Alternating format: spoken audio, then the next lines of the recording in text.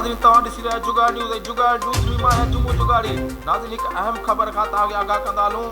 JUI जो आज़ादी मार्च तक़रीबन इस्लामाबाद पहुची चुको आहे ऐं रेड ज़ोन जे लॻभॻि उहो जेको लखी माण्हुनि जो काफ़िलो आहे इमरान ख़ान खां इस्तीफ़ा वठी ऐं पोइ मोटंदा इहो चवणु आहे JUI अॻुवाणनि जो ऐं JUI जेका कारकुन लखे तादाद में इस्लामाबाद तरफ़ वञी रहिया आहिनि ऐं ॾिसूं त उते असांजो नुमाइंदो रिपोर्टर आर्यो ख़ान मौजूदु आहे वधीक तफ़सील खां पुछूं था।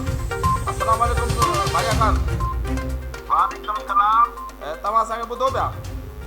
जी जी बिल्कुलु ॿुधूं पिया। छा सूरत हाल आहे जेका लॉन्ग मार्च जी जेके हींअर रेड ज़ोन घणो परे आहिनि?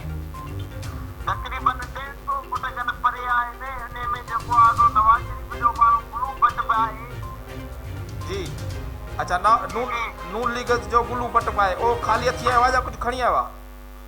ऐं जेके झंडा लॻल हुया उन्हनि में उहे झंडा कॾहिं खीसे में रखिया विया आहिनि ऐं जेको आहे उहे झंडा इस्तेमालु करण लाइ हथनि में उन्हनि खे आहिनि। तव्हां हींअर किथे हो भाया ख़ान? मां पाण वण ते चढ़ियल आहे।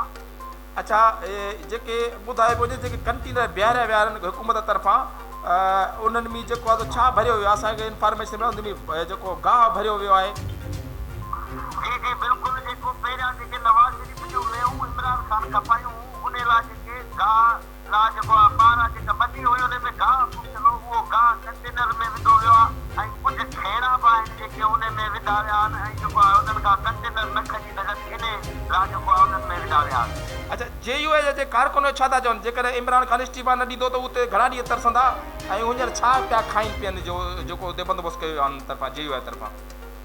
JUI तरफ़ां कुझु जेको आहे सामान खणी आया पाण सां गॾु कुझु हुते दुकान जेके आहिनि बंदि आहिनि उन्हनि ताला भॻा आहिनि कुझु उतां वठी जेको आहे गुज़ारो कनि पिया। कंडीशन इहा न आहे त एतिरा ॾींहं रही सघनि था। उन अल्टीमेटम जेको आहे ॿिनि ॾींहंनि जो मौलाना तरफ़ां ॾिनो वियो छो खाद्य खुराक कुझु बि न आहे।